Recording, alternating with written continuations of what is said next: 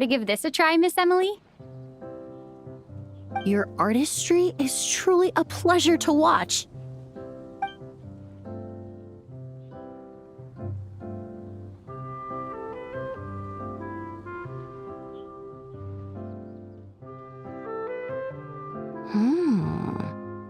This tastes like a local variant of a Lumidouce Twilight.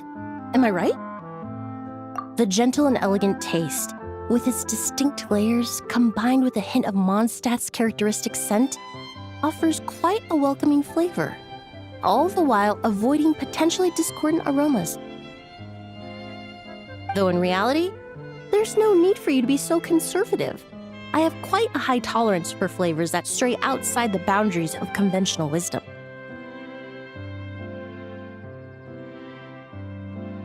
Your drink was nice, but it would be perfect if you could make one with a little more depth. A cocktail that shows off your unique understanding and enhances my impression of Mondstadt. If you need time to mull things over, perhaps you might find inspiration in a little light conversation?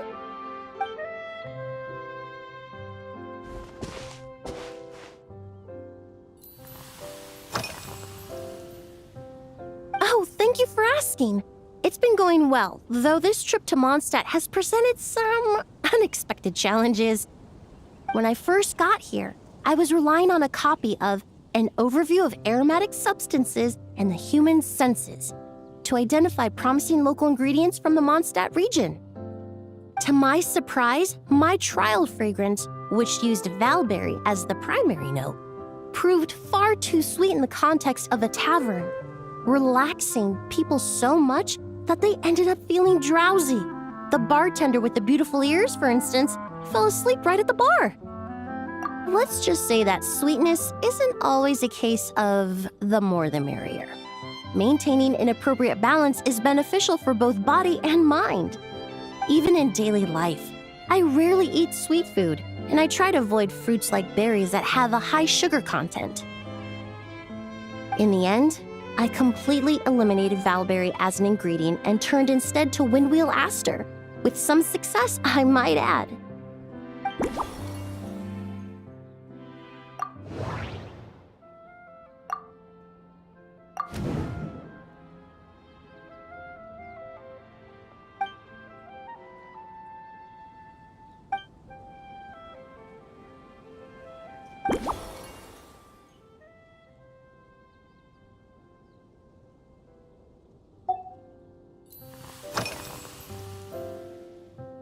They're part of my reward from the flower shop owner. Important ingredients for making perfumes. Thanks to these, I was able to complete my commission for the cat's tail. I studied Mondstadt's Cecilia flowers many years ago. In fact, the fragrance of Cecilia in certain fields has become synonymous with Mondstadt itself. However, this is a special case. Some cats are quite averse to the scent of Cecilia, and we need to be particularly mindful of their preferences. Windwheel aster.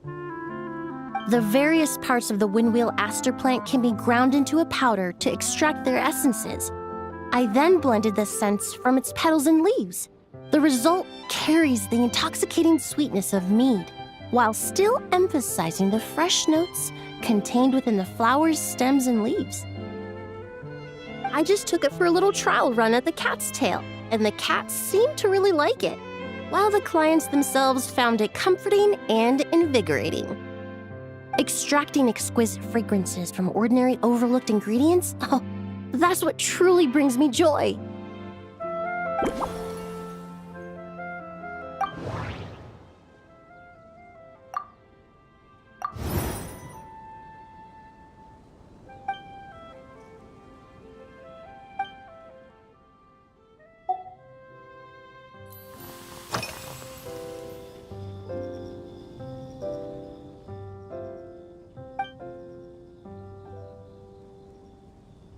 It really is.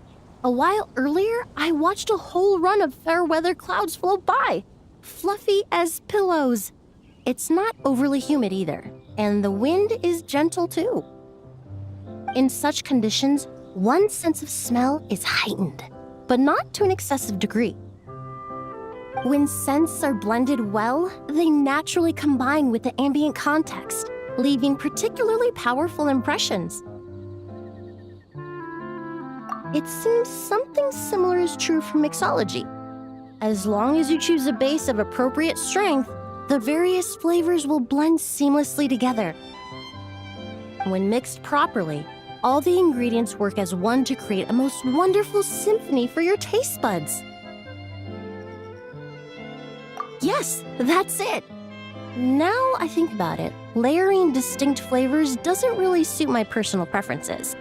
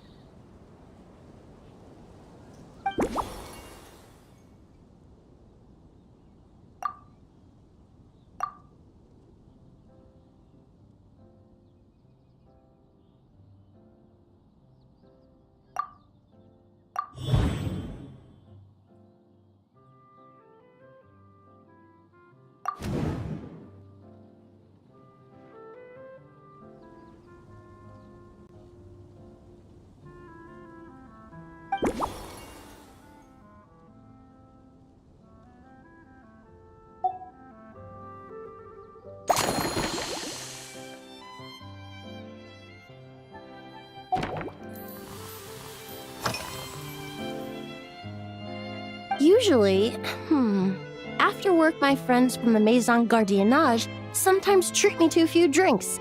I usually stick to fruit tea. That way, I can get straight back to work after our gatherings. If it's before a holiday and my friends are in high spirits, I sometimes order a small glass of sparkling fruit wine. There was an officer named Terena who used to treat me to aged Corte wine. But since she was transferred to the Special Security and Surveillance Patrol, we haven't had the chance. In the world of science, high-proof alcohol is a widely used solvent. I've grown well accustomed to the smell of it by now. Besides, when I'm slightly tipsy, my state of mind changes, which in turn alters my approach to perfumes. It doesn't matter if the result is good or bad, it's all about trying something new. So I don't mind drinks with just a little bit of alcohol, but I don't like anything too strong.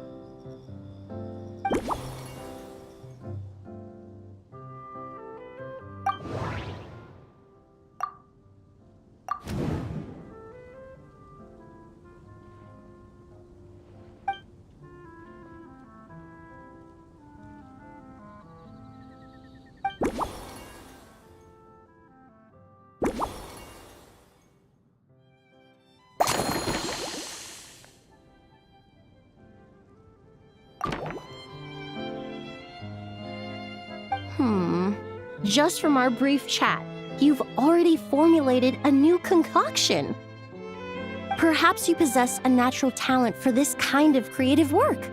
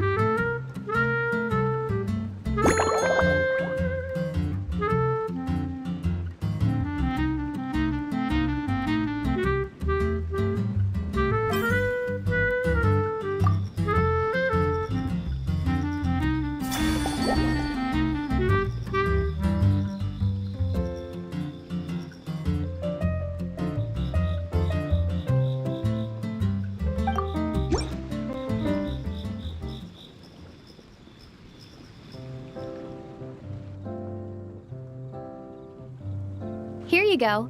A new and improved Émilie-inspired Lumideuse Twilight. I haven't come up with a name for it yet.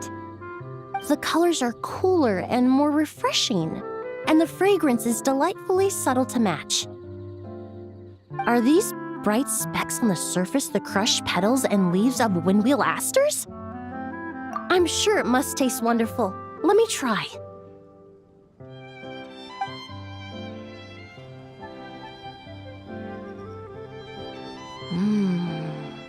In the language of flowers, the windwheel aster represents the visible winds. Your cocktail not only captures their form, but also the fragrance they carry. Therefore, I suggest you call this drink Windborne Bouquet.